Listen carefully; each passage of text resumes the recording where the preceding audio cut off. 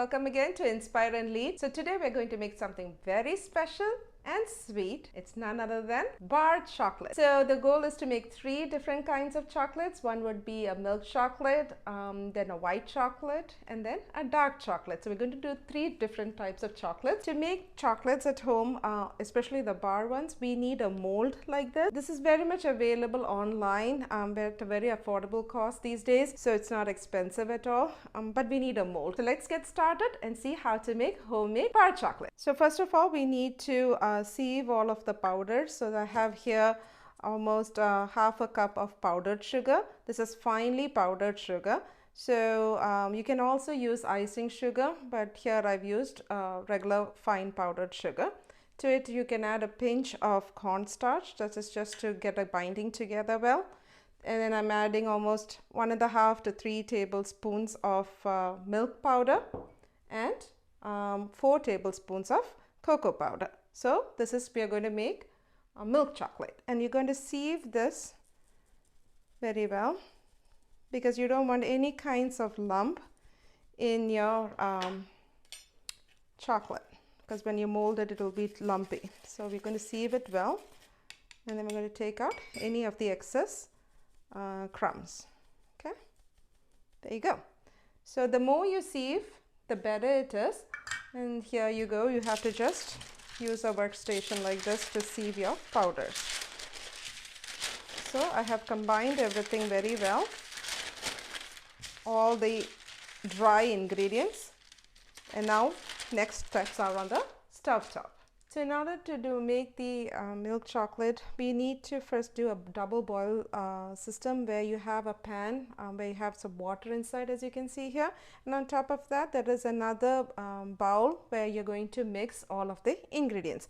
So here I have used Dalda or Vanaspati. You can also use vegetable shortening, and this is 10 tablespoons of vegetable shortening or Dalda. So I'm going to pour in that. Once the oil has melted, you can start slowly adding your dry ingredients, the ones that you have combined. You first start with little by little. Keep mixing until your dry ingredients have incorporated well. Into that, I'm going to add just a drop of vanilla. And there you go. Now you're going to turn off the heat and start molding, putting it onto a mold, and you have to keep this in the freezer for 30 minutes, or if it's at the fridge, for 1 hour. But before you keep, make sure you tap it a little bit so you remove all of the air bubbles, and as you can see, it's a nice gray chocolate syrup onto the mold. So next we are going to make white chocolate. So for white chocolate, again we need half cup of powdered sugar, finely powdered sugar, then almost like a pinch of cornstarch, 4 tablespoons of milk powder. You can sieve very well, make sure there's no clumps. Okay, so you can see there's like crumbs in here which we won't use. Okay, so always sieve your dry ingredients, combine very well. I have combined it here. The white chocolate, again we have around 10 to 11 tablespoons of Dalda or vegetable shortening. So again we are doing the same process, no change, a double boil method where you put a pan, some water to boil. On top of that you will have another pan to do your mixing, so it's not direct. So again, let the oil become hot. Combine milk powder, powdered sugar and cornstarch dry ingredients slowly at a time.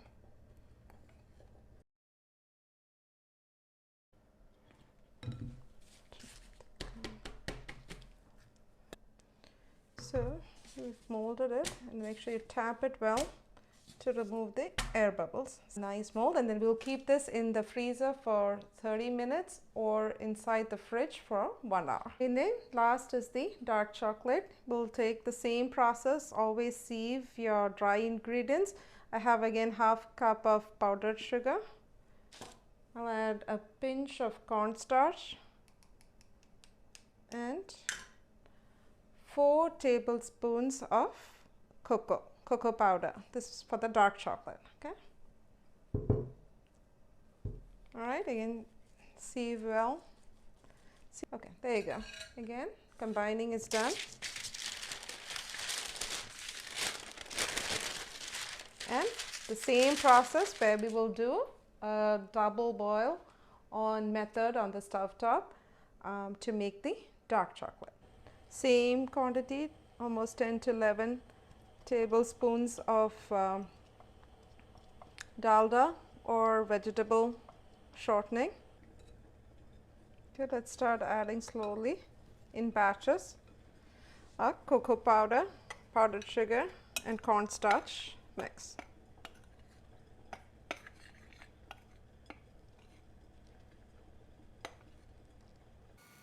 Make sure to scrape all of the sides. Tap very well to remove any kind of air bubbles. You can see now it's really smooth.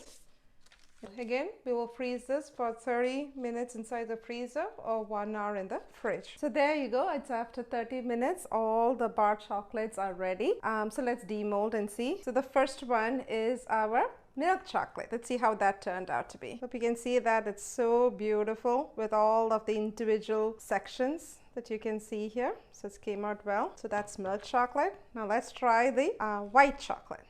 You can see the white chocolate here. Now the dark chocolate, that also came out beautiful. And I had some leftover batter from my milk chocolate. So what I did was I put in some raisins, cashews, and almonds, chopped it nicely and put it into the mold. And so now I also have a fruit and nut bar chocolate. See, it's beautifully done. So there you go. And here you go. I have also made some assorted chocolates. This is from the same batter that I used to make the bar, and I had some remaining batter on it. So I used another set of molds to make individual chocolates like these. So I have some hearts, I have some roses, I also have some, let's see, what else is there?